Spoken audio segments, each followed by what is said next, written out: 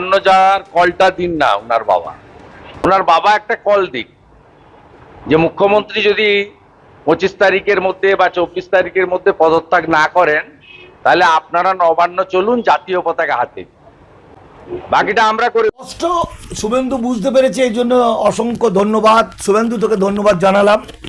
তার কারণ হলো তুই বুঝতে পেরেছিস তোর কথা আর কেউ বিশ্বাস করে না, কেউ মানে না। তাই আরজি করে সেই ধর্ষিতা, সেই ডাক্তার কন্যা তিলোত্তমার বাবার মুখ দিয়ে কথাটা বলাতে চেয়েছে। ফলে তিলোত্তমার বাবার এই সমাজে যে অবস্থান, যা সম্মান আছে, শুভেন্দুর তার 1%ও নেই। আসলে চোরের মন থাকে বইরার দিকে বলে না কথাটা, সেইভাবে শুভেন্দুদের লক্ষ্য হচ্ছে গণতান্ত্রিক পদ্ধতিতে ভোটের মাধ্যমে পশ্চিমবঙ্গ সরকারকে যদি দখল করতে না পারা যায় তাহলে যেন তেন প্রকরণে মানুষগুলোকে মানে খেপিয়ে তুলে মদ খাইয়ে হোক, বিভিন্ন কারণে হোক, বিভিন্ন রকমভাবে যাতে নবান্ন অভিযান করা যায়। বাধ্য হয়ে পুলিশ গুলি চালাবে, গুলি চালালে 2-4 জন মারা যাবে, 2-4 জন মারা গেলে আরও মানুষ উত্তক্ত হবে। মানে ওরা স্বপ্ন কিছুতেই পাল্টাতে পারছে না। ওরা দেখছে চোখে বাংলাদেশে যদি শেখ হাসিনার হতে পারে তাহলে পশ্চিমবঙ্গের কেন হবে না। কিন্তু ওরা এটা জানে না যে বাংলাদেশ একটা রাষ্ট্র আর পশ্চিমবঙ্গ একটা রাজ্য, একটা যুক্তরাষ্ট্রীয় কাঠামোয় একটি রাজ্য। অর্থাৎ বাংলাদেশের ওপরে কেউ ছিল না রাষ্ট্রের, আর পশ্চিমবঙ্গে এই রাজ্য আওয়াজ দিলে পরে সেন্ট্রাল থেকে ফোর্স নেমে চলে আসবে, এটা আইন। প্রথম কথা। দ্বিতীয় কথা, বাংলাদেশের গণ অভ্যুত্থানটা মুখের কথা নয়। বাংলাদেশের কোটি কোটি মানুষ, শিক্ষিত অশিক্ষিত, সাধু মহাপুরুষ, ডাক্তার, ইঞ্জিনিয়ার, কবি, সাহিত্যিক সবাই বোকা নয়। তার কারণ বাংলাদেশের শেখ হাসিনা সরকারের গত 2013 সালের পর থেকে দুবার যে ভোট, ভারতের সাহায্যে সেই ভোটটাও ছিল 2 নম্বরই ভোট, জোর করে ভোটে জিতে যাওয়া। এবং সেখানে মানুষের মধ্যে শেখ হাসিনার যে স্বৈরতান্ত্রিকতা, অনেকে রাগ করবেন শেখ হাসিনার বন্ধু, অনেকেই ভাবছেন শেখ হাসিনার বিরুদ্ধে এরকম কথা বলা হচ্ছে, কিন্তু এটা ঠিক। শেখ হাসিনা কিন্তু নিজে স্বীকার করেছেন তার একজন কর্মী কেয়ারটেকার 400 কোটি টাকার মালিক। এবং শেখ হাসিনা রাজাদের মতো, রাজা জমিদারদের আমলের মতো, সামন্ত প্রভুদের মতো গুম ঘর রেখেছিল, যে গুম ঘরের মধ্যে মানুষকে ভ্যানিশ করে দেওয়া হতো, বছরের পর বছর প্রতিবাদীদের কণ্ঠরোধ করা হতো। সেখানে আজকে একটা পশ্চিমবঙ্গ ভারতবর্ষের একটা নজির, কারণ আজকের মায়েরা রাত দখল করলো, লক্ষ লক্ষ মানুষ পথে নেমেছে, এটা তো গণতন্ত্রের প্রমাণ। শেখ হাসিনা গণতন্ত্রের কণ্ঠ চেপে ধরেছিল, আর বিজেপি এই গণতন্ত্রের বিরুদ্ধে।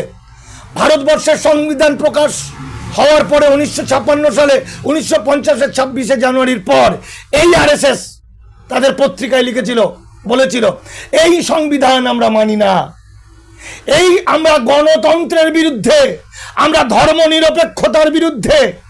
যে সংবিধানে ঋষি মনুস্থান নেই সেই সংবিধানকে আমরা লাথি মেরে তাড়াই। লাথি মেরে শব্দটা ব্যবহার না করলেও তারা কিন্তু গণতন্ত্রের বিরুদ্ধে। শুভেন্দু তাদের পাছাটা কুত্তা হয়েছে। শুভেন্দু অধিকারী যে একজন ইল্লিগাল মাইগ্রেন্টের ছেলে, অবৈধ অনুপ্রবেশকারীর ছেলে, এই শুভেন্দু অধিকারী নিজের ধান্দায় আজকে ব্রাহ্মণ্যবাদীর পা চাটা কুকুর হয়ে গেছে। আজকে নরেন্দ্র মোদী, অমিত শাহ যদি পায়ে পুঁজ হয়, শুভেন্দু কিন্তু সেই পুঁজটাই চাটবে। তার কারণ ও তার মানুষ নয়, তো গাধা। ও বাঙালি জাতির শত্রু, বাংলার শত্রু, বাঙালি জাতির শত্রু।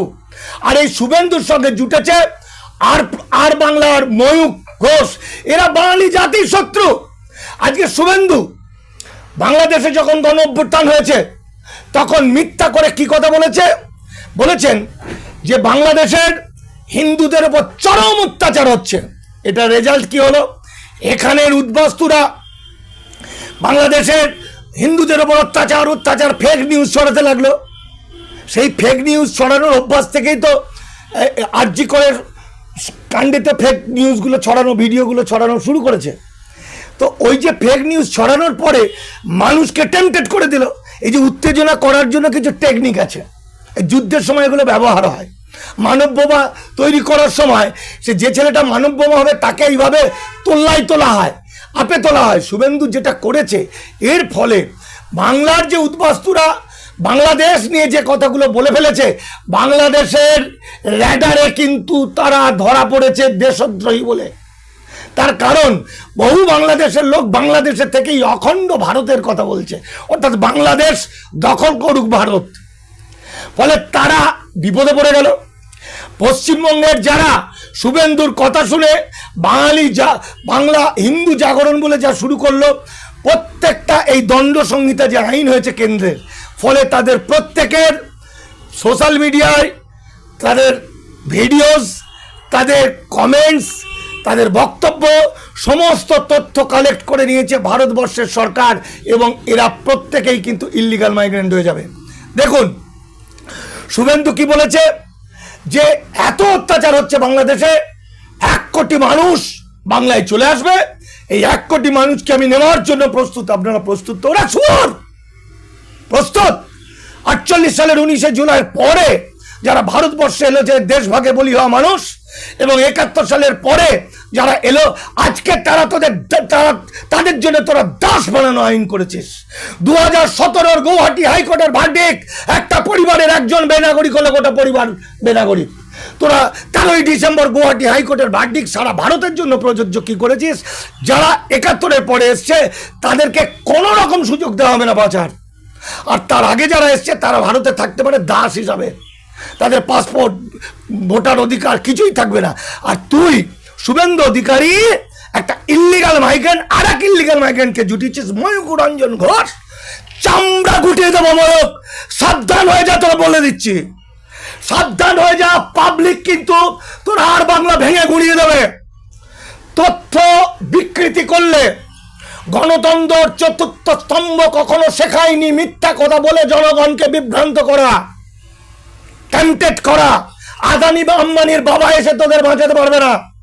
শুভেন্দু অধিকারীর টেকনিক হচ্ছে, ওপর থেকে মানুষ এবারে ঢুকে পড়বে। ভারত সরকার তো তাদের বর্ডারে খুলে দেওয়ার কোনো নির্দেশ দেয়নি, কোনো আইন তৈরি করেনি।